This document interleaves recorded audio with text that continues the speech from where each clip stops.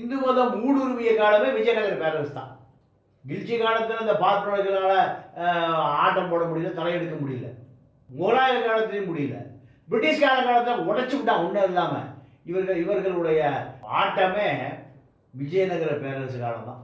ஒரு 600-700 வருஷத்துக்கு முந்தி தான். அப்போ இவர்கள் அந்த ஆட்டம் போட்ட அழுத்தம் காரணமாக தான் நிறைய பேர் மதம் மாறுகிறார்கள். மதம் மாறிய பொழுது நீங்கள் தமிழர்களே முஸ்லீமாக மாறி இருக்க வாய்ப்பு இருக்குது. அவர்கள் அங்கே குடியிருந்த இடத்துல நாங்கள் தமிழர்கள் இந்துக்களே இல்லை. அப்போ அவர்களுக்கு தோன்றிய மதம் முஸ்லீம் மதம். அப்போ தமிழர்களே இங்கே இருக்கிற கேரளாவில் இருக்கிற முஸ்லீம்கள் பூரா ஆட்சி எடுத்து பார்த்தீங்கன்னா பழைய சேர நாட்டு மக்கள். அவங்க பூரா நீங்கள் இந்த நம்பியுதிரிகள் நாயர்களுடைய அட்டூழியம் தாங்க முடியாமல் அவங்க யார் எங்கே மதம் மாறுறாங்க? கிறிஸ்துவர்களாக முஸ்லீம்களாக மதம் மாறுறாங்க. கேரளாவில் முஸ்லீம் கிறிஸ்துவ அதிகம். என்ன காரணம்? கல்வி மறுக்கப்படுகிறது, சுயமரியாதை மறுக்கப்படுகிறது.